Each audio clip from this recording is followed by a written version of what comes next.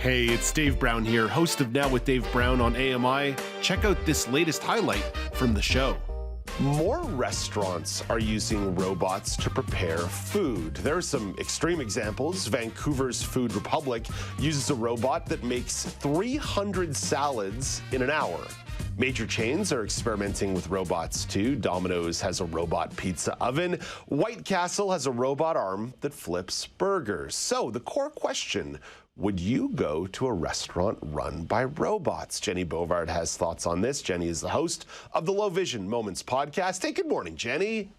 Hey, good morning, Dave. Or should I say beep, beep, boop, boop? Yeah, once again, you and I find ourselves talking about robots, and that's okay, Jennie. That's okay, because when AI and food and robots can meet each other, I think you and I are uniquely qualified to talk about it. So, Jennie, the core question at the heart of this conversation is, how would you feel about eating at a restaurant run by robots? Dave, I would feel just fine about eating at a restaurant run by robots. The caveat for me would be as long as someone at the top of the chain of command is in charge, as long as there's an actual human being that owns the business, because otherwise that's like a sci-fi story that is interesting, but I don't want to be a part of. I think the big thing is thinking about the fact that robots and tech are already very much involved in the food that we eat. And just the front line, the fast food part, this is just a big new thing that we are being challenged to embrace. We have robots and tech all throughout our lives, right? They're cleaning our houses, they're helping us perform surgery. But again, they've been involved in our food and what we eat for decades now. They're milking our cows, right? They produce our food, help produce our food at like a factory level. And of course, there are concerns that go along with robots and tech replacing these jobs, right? People are concerned about humans losing their jobs to robots. And the food industry is saying that, hey, we have actually had like an exodus of fast food workers since about 2021. Businesses are claiming that they can't find people to work to fill these jobs. So the argument is that, hey, these robots are stepping in to, like you said at the top, to flip burgers and cook fries and scoop hundreds and hundreds of avocados to make guacamole. These are repetitive tasks that maybe one could argue that humans are sick of performing. Chipotle's on board, and big chains Yeah. like Domino's are on board. And they're claiming that as well, we can shift the human beings to other roles, right? Someone needs to maintain these robots and this technology. There needs to be some quality control. And of course, there are still customer facing roles, and maybe those will be enhanced, right? Yeah. As a result of moving the robots into the fast food kitchen. Yeah, the human connection still matters, and I think you underlined it quite empathetically, that there is still a labor issue at the core here in this conversation. It's not to replace humans, it's about perhaps enhancing the experience. So with that caveat in place, acknowledging some concerning trends in the way workers are treated in the labor force, where do you see the advantage from a customer point of view? I can think of a couple, but I want to give you the first crack at it. Oh, I can't wait to hear your advantages and see if they align. I think it's important to state, there may be a correlation between finding people to work in fast food and the wage that we pay them. Of course, robots and tech, it's going to spell savings for the business owners, right? The machine that can make 300 salads an hour, I don't know any human being that can be that efficient. Robots also don't call in sick. So we're not going to be waiting for our food when we're in a rush. Imagine you're on a lunch break. Imagine you're out trying to get errands run, right? These efficiencies are hopefully going to be passed down to us. It's going to be nice and fast every time. There's less room for error. My hope is that my salad won't have any of those hard tomato pieces. If there's a robot on board, it should be able to detect these things with less room for error. Are my garlic fingers going to be cut evenly? If you're on the East Coast, you know. But the same goes for pizza. Nothing worse than like a bunch of uneven pizza slices. That's where my mind goes, the efficiency. And human interaction is important, right? Maybe we'll start seeing savings as well. But just going back to human interaction, let's acknowledge that it's important, right? In the dosage that it works for us. Human interaction is good, even if it's just complimenting someone on their latte skills. I have days like that where I just Yeah, need to talk to the yeah. barista. But other days I just, I'm having a hard morning. I just want to get to my meeting. I just want my breakfast sandwich and my coffee. I don't need to exchange pleasantries necessarily. So there's that benefit too, right? Dave, before you tell me your take on this, which I'm dying to hear, let's also think about again, all the tech that's already in our lives, vending machines. People probably turn their noses up at vending machines, but every now and then, that vending machine coffee is what you need, right? Yeah, yeah. Right. So let's think about that. And refrigeration. This is just a new evolution on how humans get our food in a fast, efficient way.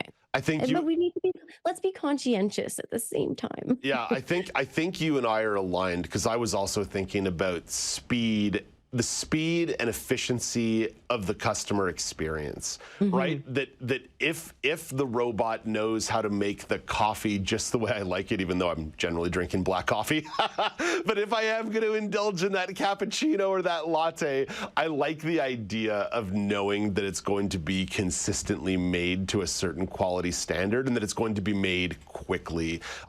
That's been one of the distinctions because I've been bouncing this question around the show basically since we launched this morning about would you go to a restaurant run by robots? And the general consensus was that in quick service or fast food, people were cool with that idea because of automation that already exists and because there are certain adequate quality control standards that you want in place. And maybe that McDouble that is good at York Mills and Leslie and not so good at the Don Mills and Flemington Park location, if you can start bridging some of those gaps, that from a consumer point of view is good. And not having to wait for 20 or 30 minutes when I'm in a purported fast food restaurant, I can definitely see that advantage. But Jenny, that's where the zooming out in this conversation matters, because I think it's easy to look at this in the context of fast food or quick service, but then there is the restaurant side, the sit-down restaurant side. And I'm curious how the nature of the restaurant impacts your point of view,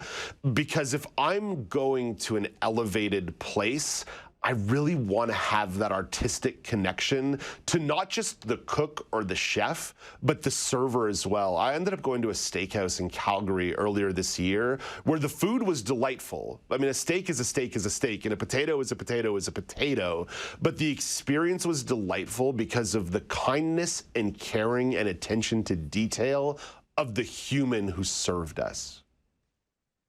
You hit the nail right on the head. And consistency, yes, key with my breakfast sandwich, key with my coffee, those fast go-to things when you're in a rush. But a sit-down restaurant is a whole other experience. And this comes down to just options for me. I don't see robots replacing the nice environment and social interaction that we get with the server and the going above and beyond that we get. When it makes me think of one time my husband and I went out for our anniversary. A robot server is fun and gimmicky, but they're not going to overhear our conversation that it's our anniversary and then surprise us with a dessert that says happy anniversary on it.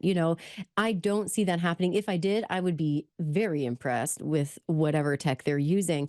But it's those nice to have things that go along with a sit down restaurant. I don't think those are going anywhere.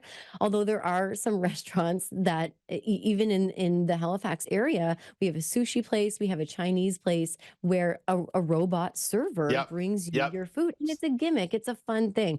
But it's options, right? I want I want all these options. And I think that is where we're going with this. That's my hope. I once again want to give a shout out to Cassandra Chaddock of AMI's Marketing and Communications Department for sending me a video yesterday of a cafe in Tokyo that utilizes robot servers and a lot of robot labor. But Jenny, here's the twist to apply a disability lens. The robots are run by employees with disabilities remotely, right? So like there's a world here where you can kind of get the best of both worlds and do some like equitable hiring for people with disabilities. Like there are moments in these kinds of stories that do fill me with hope. Yeah, we need to look at the bigger picture, like you said earlier. Even when automation came in like a factory setting, there are still human beings required to make those things happen and to make them successful. And yes, you can employ any number of people in any number of different ways, and that's the best of all the worlds, I think. Jennie, one last question on the way out the door here. This was brought to my attention by one of our producers, Bob, yesterday. It's such a good question. Would you tip a robot? The logical answer should be no, right? A robot, how is a robot going to go above and beyond? A robot doesn't have a mortgage to pay. But at the end of the day, if those tips are being passed on to humans, if that's made clear to me, I might consider tipping a robot. It's like when the self-checkout machine asks you for a tip, and it's like, wait, what? Who am I tipping here? Does this go back to me? That's right. That's right. Hey, Jennie, you're the best. Thank you for always bringing such interesting topics to the table. Good chat, Dave. Thank you. That's Jennie Bovard, the host of the Low Vision Moments podcast. You can find that show on your favorite podcasting platform, one of my personal faves on the mighty AMI Audio Podcast Network. Do you want to dive into more conversations like this? Watch Now with Dave Brown weekdays at 9 a.m. Eastern on AMI.TV or download the podcasts wherever you listen.